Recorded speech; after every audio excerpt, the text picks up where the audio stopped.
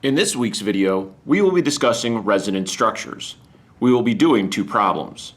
The first problem says rank the following resonance structures for 1-nitrocyclohexene from least stable to most stable. As you can see, we have three structures with different charges. So the first thing we want to do is look at A. Notice that we have a positive on the nitrogen and a negative on the oxygen. But what we need to decide is our rules for our resonance structures. The first rule always states the fewest formal charges will lead to the most stable structure. So as you can see written on our page, each one of these structures has two formal charges written. However, that is not all the formal charges for each structure. So we have our negative on the oxygen and the positive on the nitrogen, and the same with our figure C. But notice that I don't have my negative formal charges on my oxygens for figure B. This now gives us four formal charges, two positives and two negatives on that structure. So in this case, we can already state that structure B is not going to be our best resonance structure.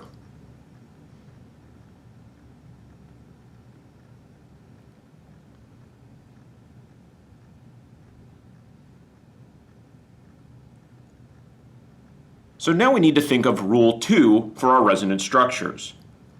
We would like to have small formal charges. We want to stay away from large formal charges, and the formal charges that we were used to seeing that were very large are the +2 and +3, or the -2 and -3.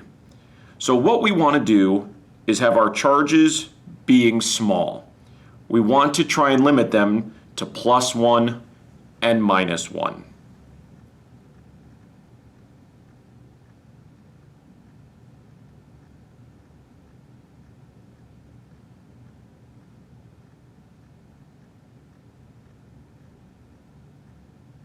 So now let's look at our two remaining structures.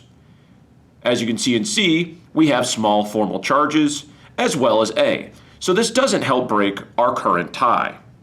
So what can we do? Well, we go to the third rule of resonance structures, and that's stating that the least electronegative atom should have the formal positive charge. This is important to know your electronegativities and that more electronegative atoms are up and to the right on the periodic table. Our least electronegative atoms are further left and possibly down. This means that the most electronegative atoms should be getting the negative charges. This is a nice way to possibly break ties in many resonance structures. So now if we look at C and A, you will notice that the oxygen still has the negative charge in both, and the nitrogen is positive as well. So that does not break our tie. Finally, the fourth rule when we are looking at resonance structures is that opposite charges should be on neighboring or adjacent atoms. This allows us to gain stability, and if we have like charges, they should be fairly far apart because they are going to repel each other. So we want to have the opposite charges on our neighboring atoms.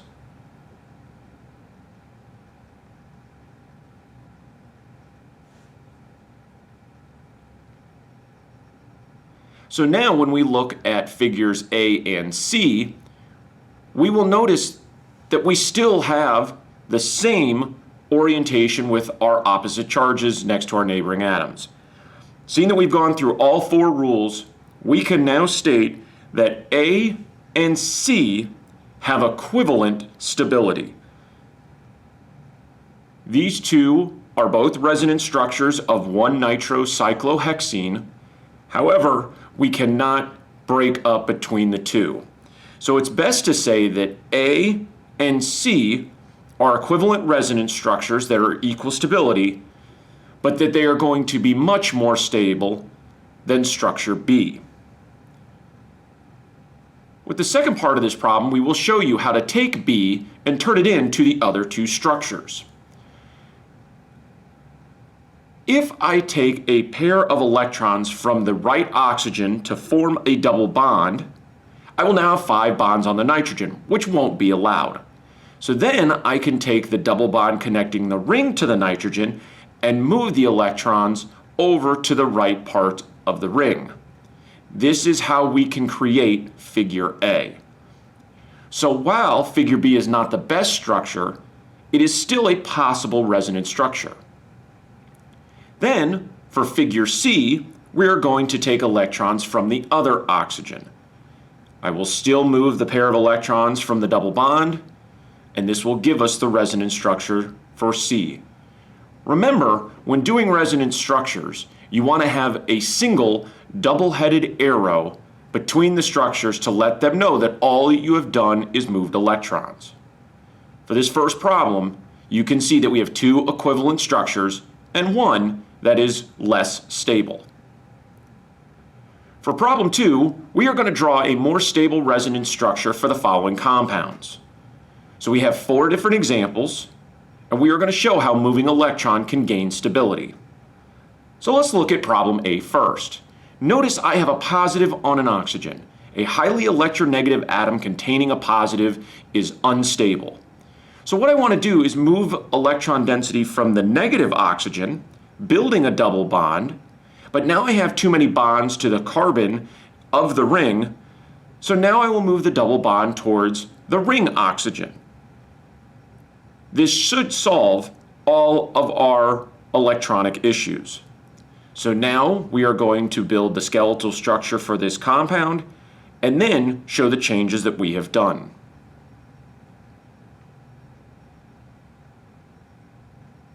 So in this case, I now have a doubly bound oxygen off of the ring, and now my double bond from internal of the ring has become a lone pair, and now I have all formally neutral atoms. This is a more stable resonance structure. For B, notice that I have a positive oxygen once again. This is structurally very bad. So I can move the pair of electrons from the double bond to the positive oxygen. Carbon now needs a 4th bond, which I can do from the lone pair on the nitrogen. This should move the formal positive to the nitrogen.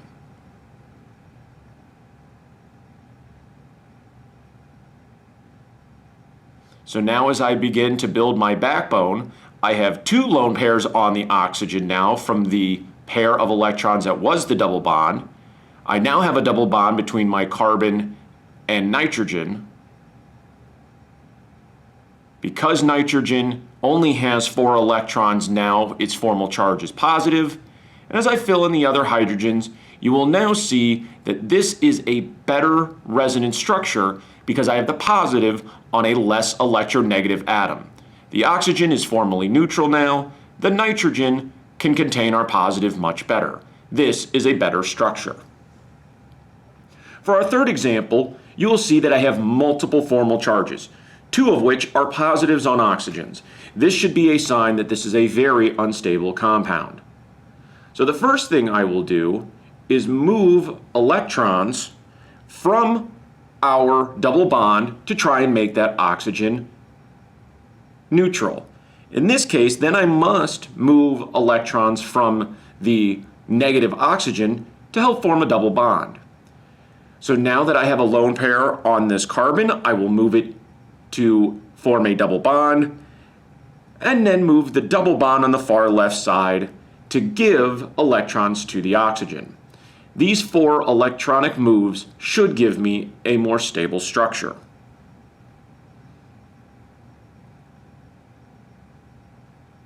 So now, as I build my backbone, we need to look and see what moves I have done.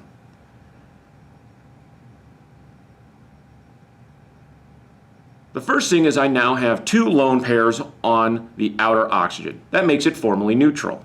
But I've also created a double bond. So now I can put my 2 lone pairs forming that group. Notice that my pair of electrons has gone to form a double bond.